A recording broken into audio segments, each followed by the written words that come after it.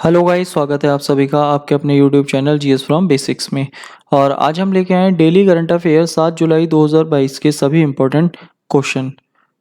और चलिए शुरू करते हैं हमारी आज की वीडियो। तो वीडियो शुरू करने से पहले मैं कहना चाहूँगा कि अगर आपने अभी तक हमारे चैनल को सब्सक्राइब नहीं किया है तो प्लीज़ हमारे चैनल को सब्सक्राइब कर लीजिए। आपको यहाँ पर डेली करंट अफेयर के साथ साथ वीकली करंट अफेयर भी अवेलेबल होता रहेगा। तो चलिए शुरू करते हैं हमारी वीडियो। तो आज का हमारा पहला क्वेश्चन है, फर्स्ट क्वेश्चन, हाल ही में देश के सबसे कम उम्र के स्पीकर बने हैं। तो स्पीकर अगर देखा जाए तो सबसे कम उम्र के स्पीकर कौन बने हैं, तो ये बने हैं राहुल नार्वेकर। और अभी अगर हम बात करें तो एक राज्य था जहां पर अभी महाराष्ट्र, तो महाराष्ट्र के जो सीएम थे उन्होंने दे दिया था इस्तीफा और उनके स्थान पर बने हैं नए सीएम एकनाथ शिंदे। तो एकनाथ शिंदे तो बने हैं सीएम और महाराष्ट्र के ही नए स्पीकर बने हैं महाराष्ट्र की विधानसभा के राहुल नार्वेकर। ये सबसे कम उम्र के स्पीकर बने हैं, तो ये याद रखना है। नेक्स्ट है, 4 जुलाई 2022 को इंडियन नेवल एयर स्क्वाड्रन 324 को कहां पर कमीशन किया गया है। तो इसे हमारा जो कमीशन किया गया है ये हमारा किया गया है विशाखापट्टनम में। अब विशाखापट्टनम में अगर देखा जाए तो ये किया गया है, विशाखापट्टनम कहाँ है, ये हमारा आंध्र प्रदेश में। अब विशाखापट्टनम में इसका हुआ है तो यहाँ एक हमारा जहाज था INS डेगा, तो INS डेगा पर इसको कमीशन किया गया है। और इसका अगर देखा जाए तो ये एक हेलीकॉप्टर है, उन्नत हल्का हेलीकॉप्टर। और इस हेलीकॉप्टर का नाम क्या है, आपको नाम भी याद रखना है। तो उसका नाम है केस्ट्रलस, केस्ट्रलस इसका नाम है। और केस्ट्रलस एक होता है शिकारी पक्षी, उस शिकारी पक्षी के नाम पर ही इसका नाम रखा गया है केस्ट्रलस। और विशाखापट्टनम में INS डोगा पर हमारा जो इंडियन नेवल स्क्वाड्रन 324 है तो उसे कमीशन किया गया और ये क्या है, एक प्रकार का हेलीकॉप्टर है हल्का। तो ये हमें ध्यान रखना है। नेक्स्ट है, 5 जुलाई को देश के कौन से नंबर के उपराष्ट्रपति चुनाव के नामांकन की अधिसूचना जारी हुई है। तो कौन से नंबर के हैं, तो 16वें नंबर के हमारे उपराष्ट्रपति चुने जाएंगे, उनका होगा इलेक्शन। इससे पहले हमारे राष्ट्रपति की बात चल रही थी और अब बात आई है उपराष्ट्रपति की। तो उपराष्ट्रपति की अगर हम बात करें तो उपराष्ट्रपति का पद कौन से आर्टिकल में आता है, तो आर्टिकल 63 में हमारे राष्ट्रपति के पद का प्रावधान है। अगर हम बात करें 64, तो आर्टिकल 64 कहता है जो हमारा उपराष्ट्रपति होगा वो राज्यसभा का पदेन सभापति होगा। और अगर हम बात करें आर्टिकल 65, तो 65 में ये प्रावधान किया गया है अगर राष्ट्रपति अनुपस्थित है तो उसके स्थान पर उपराष्ट्रपति कार्य करेगा। तो ये बात आपको ध्यान रखनी है। और साथ ही राष्ट्रपति और उपराष्ट्रपति में इनके चुनाव में ज़्यादा अंतर नहीं होता है। राष्ट्रपति के इलेक्शन में अगर देखा जाए तो हमारा लोकसभा और राज्यसभा इनके दोनों हमारे निर्वाचित सदस्य भाग लेते हैं, जबकि उपराष्ट्रपति में यहाँ हमारे अगर राष्ट्रपति में मनोनीत भाग नहीं लेते लेकिन उपराष्ट्रपति में मनोनीत भी भाग लेते हैं। और साथ ही साथ लोकसभा और राज्यसभा के हो गए, यहाँ मनोनीत वाले भी हो गए। और साथ ही अगर देखा जाए विधानसभा के सभी सदस्यों को भी शामिल किया जाता है जिसमें दिल्ली और पांडुचेरी भी शामिल हैं। और यहाँ पर राष्ट्रपति में मनोनीत नहीं होते थे लेकिन यहाँ मनोनीत भी शामिल किए जाएंगे।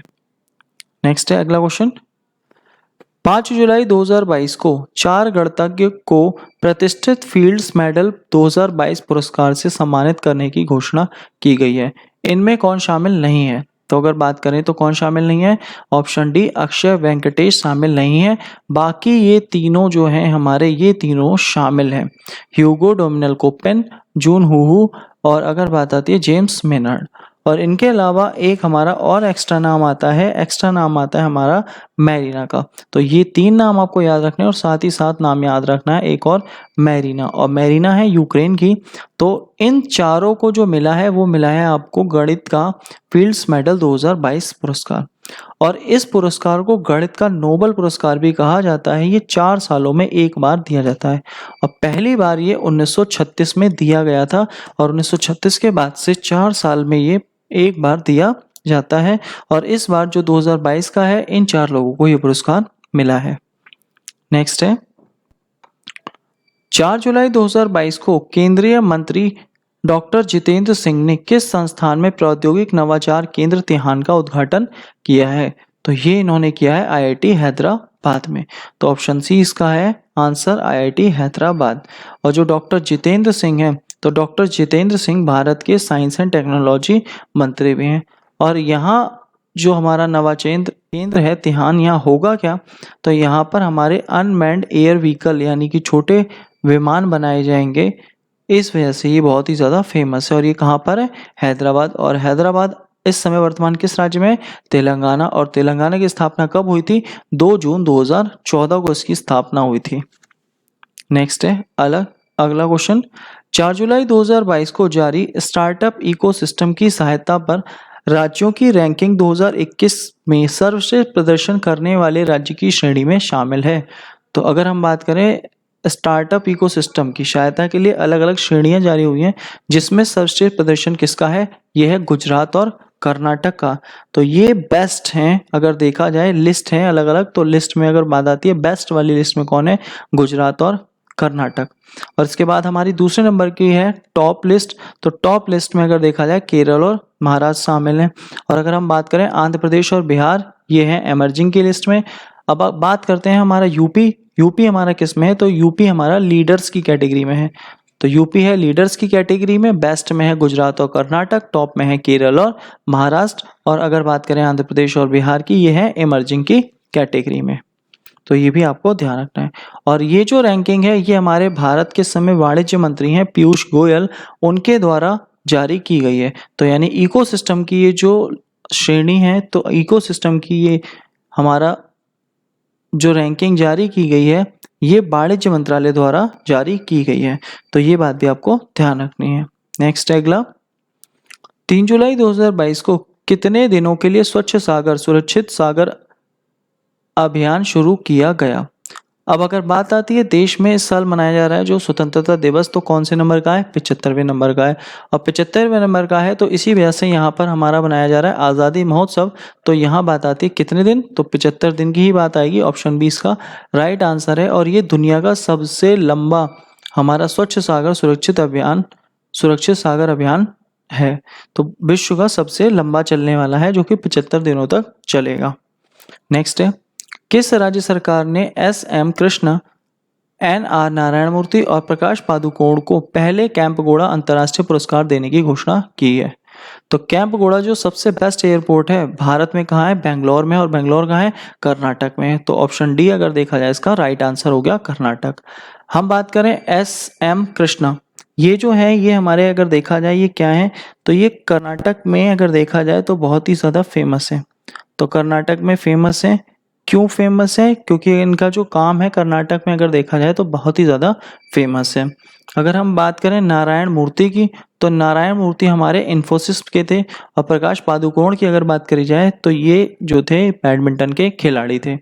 तो इन तीनों को ये पुरस्कार दिया जा रहा है। और कौन सी सरकार दे रही है, कर्नाटक सरकार ये पुरस्कार दे रही है। नेक्स्ट है अगला, हाल ही में केंद्रीय माध्यमिक शिक्षा बोर्ड CBSE ने परिणाम संबंधी गतिविधियों को सुव्यवस्थित करने के लिए कौन सा पोर्टल लॉन्च किया है। तो कौन सा पोर्टल किया है, ऑप्शन ए इसका है परीक्षा संगम।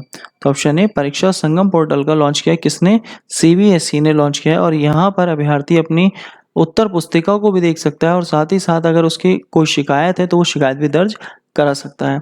और वर्तमान में जो हमारी CBSE की महानिदेशक हैं तो वो कौन है, निधि छिब्बर। इसकी जो अध्यक्ष है निधि छिब्बर हैं वर्तमान में, ये भी आपको ध्यान रखना है। नेक्स्ट है हमारा अगला क्वेश्चन, हाल ही में किस देश के क्रिकेट बोर्ड ने देश की पुरुष और महिला क्रिकेटरों को सभी प्रारूपों में समान मैच फीस देने के लिए एग्रीमेंट किया है।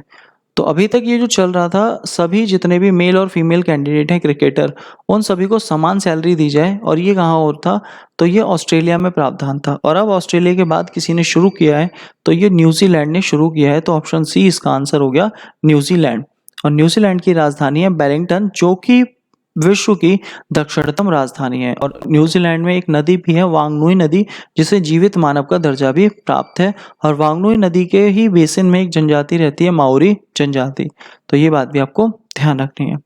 हमारे लास्ट वीडियो का क्वेश्चन था, हाल ही में किस अंतरिक्ष एजेंसी ने कैपस्टोन अंतरिक्ष यान लॉन्च किया है। तो यह है नासा। और नासा ने कहाँ से किया है, न्यूजीलैंड से ही किया था। हमारा आज का सवाल है, ऑपरेशन नारकोस का संबंध किससे है। तो इसका आंसर आपको हमारे कमेंट बॉक्स में देना है। और गाइज आज की PDF फाइल आप हमारे टेलीग्राम ग्रुप, व्हाट्सएप ग्रुप या डिस्क्रिप्शन बॉक्स में लिंक दिया हुआ है, आप वहाँ से भी डाउनलोड कर सकते हैं। और वीडियो अच्छी लगी हो तो प्लीज़ वीडियो को लाइक करें, शेयर करें, कमेंट करें और चैनल को सब्सक्राइब करें। Thank you guys.